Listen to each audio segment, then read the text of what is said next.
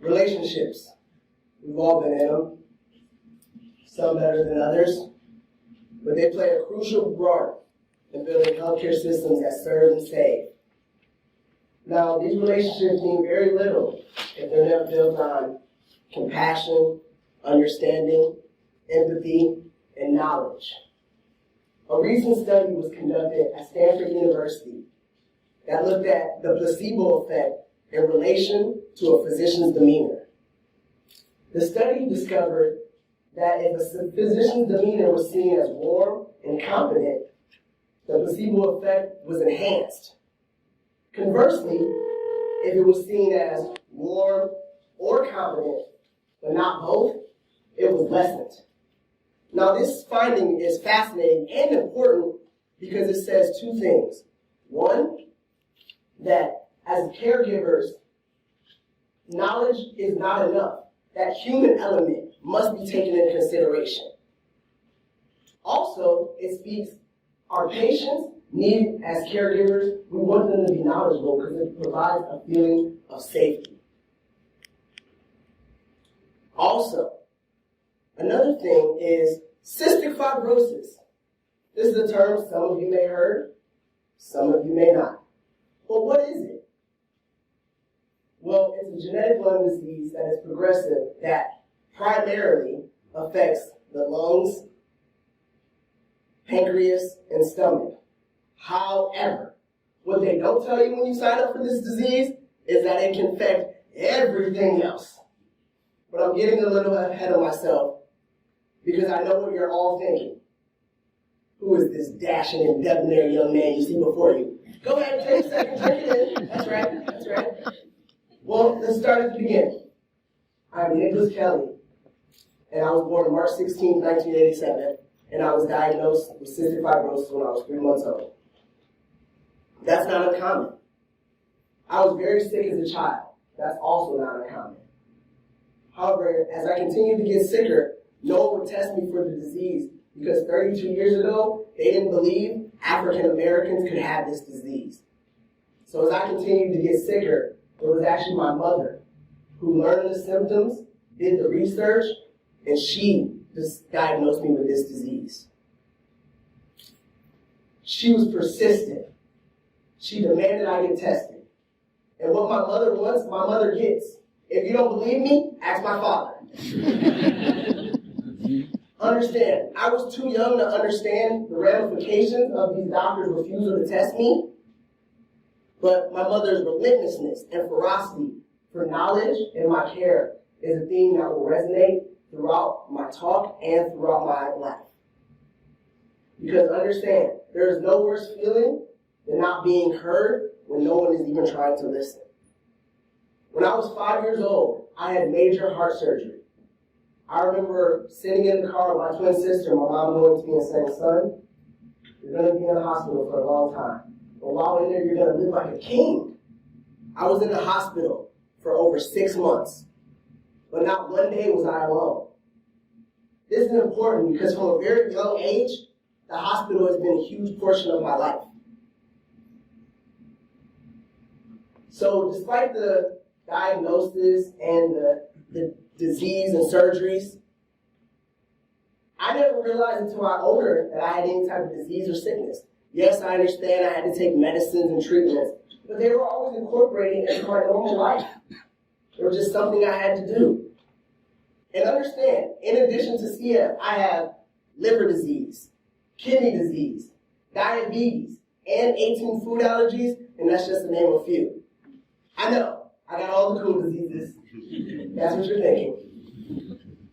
But I was never treated differently because of these ailments. I was held to the same expectations, I had the same standards, and I had the same opportunities. This culture that was created, where my disease did not define me. The only limitations were the ones that I placed upon myself. In my early teen years, I spent most of it in pain, in GI discomfort, or in some type of GI distress. All this came ahead when I was 14 years old, when I had 15 endoscopy procedures in the span of 6 months. I saw specialist after specialist, all confused because no one knew what was wrong with me. Until I saw one doctor who decided she was going to take a different approach. And she said, we're going to admit you to the hospital a couple days and get a formal clean out, and maybe we can have some results. I was in the hospital for 7 days getting pricked and probed everywhere imaginable. The only thing that made it okay is that I had people there with me. On day 3, one of my doctors came in, a part of my care team, to interview me. My mom sitting there, and his interview felt distant, disengaged. He even walked out during part of it. When he walked out, I remember my chart sitting in the corner. I looked at my mom and said, hey mom, can I read that? Because I had never been compelled to read my chart before. That was like forbidden fruit to me. But for some reason that day, I wanted to see what he wrote. So I grabbed my chart, I opened it, and in it I'm expecting to see the signs and symptoms I just told him. But what would I read in that chart would forever change how I looked at my health care and how I looked at my practitioners. Because this is what I did read. I do not believe Nicholas is in pain. I believe he's a hypochondriac. And this is all an elaborate ploy for attention. Validated by the fact he has been in the hospital for several days and has had no visitors. I was crushed. The fact that someone a part of my care did not believe me was absolutely demoralizing. Especially when you consider that I have a disease that fluctuates temperament like Cleveland fluctuates weather. It left me with so many questions. Understand, for me, it was my doctor. But for you, it could be your boss. For you, it could be your teacher.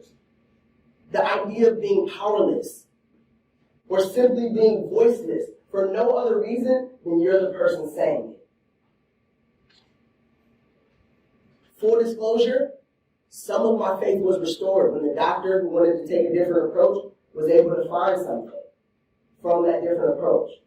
But understand, that faith restored does not even come close to comparing to the damage that was done in what I read in that chart. One of the things, my first grown-up job, I was a home health dietitian. I saw a lot of patients, none more memorable than patient X. He was a 50-year-old Caucasian male. He had been on our services for a long time. He was labeled non-compliant and not looking to change.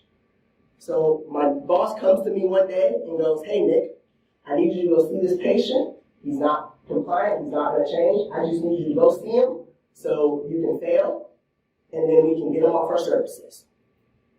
I looked at her and I go, first off, Nick, don't fail. Secondly, excuse me? I couldn't believe the statement she had said to me. So needless to say, I went to go see him. Within the first hour, he was not only enthused, he was engaged at the opportunity of change. You know, what these other clinicians failed to realize is he didn't lack desire, he lacked understanding. And because he lacked understanding, he lacked follow-through. So what I did is I removed the non-compliant label.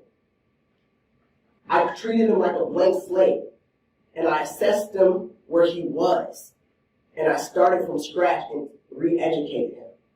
Within a month of seeing this patient, I was able to get his average blood sugar down from 319 to 189, and his subsequent A1C down from 10.7 to 8.8. This man became the company-wide example for not to use the non-compliant label and why we need to have unity across all levels of care. As a speaker, I get asked this question all the time. They go, Nick, how do I get my patient to be more compliant and take their meds? Now, these questions might seem simple enough, but it always comes from two areas. Either A, they don't know why the patient isn't taking the med, or they don't understand or they trivialize the reason. This is what I call the healthy person's mind state. Let me explain. So, say you in the front row, we'll call you Sporty. So Sporty, you're having a fantastic day. It's amazing, woo, party. It's a 9 out of a 10. And then we'll say that day goes to a 10 out of a 10. Are you going to tell the difference? Probably not. Now, we'll say me. I'm a person in chronic pain or chronic illness. Most of my days are 4 out of 10, and I'm not taking my medicine for whatever reason. And then you come to me and go, Nick, if you don't take your meds, you're not going to feel well. So me not feeling well is going to take my 4 out of 10 to a 3 out of 10. Am I going to tell the difference? Probably not. However, what you did is you approached me from your mind state, because most of your days are 7 out of 10s. And if you didn't take that same medicine, you would go to a 3 out of 10. And that right there is that healthy person mind state. And until us as clinicians can understand that mind state and then start providing solutions to our patients where they are and not based on our own bias or where we think they should be at, we will forever have a gap. Conversely, patients, they always come to me and go, why does it take so long to see my doctor? What do they do? Are they even working? This right here speaks to a fundamental disconnect for the healthcare system or the lack of what it takes to be a clinician. I'll give you an example. So a patient knows they're supposed to see their doctor at 11:30. What they don't understand is in that time, they're scheduled to see 6 other clinicians, all requiring 10 minutes each. Of those, 3 other patients need to be seen requiring 10 minutes each. So an 11:30 start time is a 1:30 end time. They also don't see the social worker on the phone for 3 hours, trying to get prior authorization for 1 med, or the dietitian at home until 8 o'clock at night searching alternative therapies.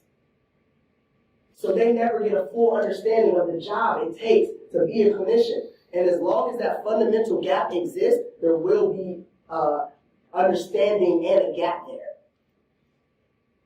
What this begs to differ is realizing there's people working these jobs, and we must treat them as humans and not labels. Because the human element is the most important part of this entire conversation. Why? Because healthcare, disease, and change start and end with people. Attitudes. We talk about them, but how do they affect the people? We've all been in a place. You go into work, your favorite coffee spot, your favorite diner, and someone has a bad attitude. And his or her attitude, it permeates throughout the workplace, throughout the office. It doesn't just affect them, it affects everyone around them. And now if you apply that to patients, that can make a patient weary to ask for assistance, overly cognitive of care, or it can make them reluctant to seek advice or support for someone who could be an advocate for them. And that last part is super important, especially with someone dealing with anything chronic disease, anything, because someone who can relate to what you're going through and who can be an advocate for you is a huge portion. And in my life, that sentiment has extremely been echoed, because some of the people I've met in relation to this disease has been some of the greatest of my lifetime. Now, through this talk, I've given you gaps to show between the clinician placement and the human experience. But what can we do to combat it? The first is we need to understand, before a distinction can be made, clinician, patient, boss, worker, student, teacher, there's simply people at these positions, and we should be treated as such. Second, everyone has different beliefs. We come from different cultures and different backgrounds. And for us to respect that, we must identify that before a bridge can be gapped, before the gap can be bridged. Third, understand, we must have open dialogue. No one wants to feel like a bystander or an observer in his or her own life or care. We need to start having these conversations with each other. And with those conversations, we can share. Understand, when we give advice, we should give expertise without bias. Take responsibility for our personal selves. And give expectations of what we want. As far as our clinicians go, remember, no matter how much, as patients, remember, no matter how much your clinicians care for you, it is your responsibility to tell them what is and is not working. As you are in control. Because you are the linchpin, because at the end of the day, it is your health. the thing that is important to remember, and the thing that is most understanding and most understated is this, is that when it comes down to these elements, it's all about the conversation. I'm not telling you that these conversations are going to be simple, but it is your responsibility, because this applies to everyone. It is your responsibility to stand up and speak up for what you want and what you're willing to do. Because understand, nothing great was ever accomplished in your comfort zone. And outside of my comfort zone, I have been able to thrive despite my disease. I've become a registered and licensed dietitian with my master's in food nutrition. I've also become a professional dancer, photographer, poet, entrepreneur, fashion designer. I'm also a patient advocate, a cystic fibrosis fighter, and now a TEDx speaker. With that, I'm Nicholas Kelly, thank you. And remember, we are nothing without the help and support of each other. Thank you.